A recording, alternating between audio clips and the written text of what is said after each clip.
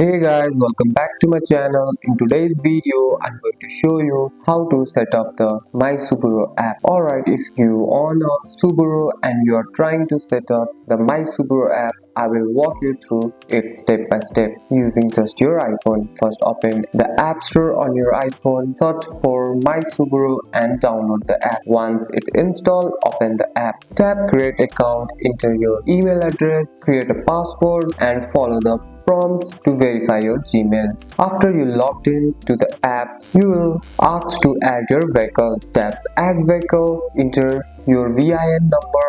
You can find the VIN number on the insurance card, on your registration, or on the driver's side dashboard near the windshield. Once you enter the VIN, tap Continue. The app will now connect your vehicle to your account. Next, you can be asked to set up remote service. This includes features like remote start, lock and unlock, vehicle status, location tracking. To use this, you need to active My Subaru subscription. Some new vehicle includes a free trial. Once the setup is complete, you will see your vehicle dashboard in the app. And that's it. That's all for today's video, guys. If you found this video helpful, drop a like and subscribe for more videos. Thanks for watching. See you in the next one.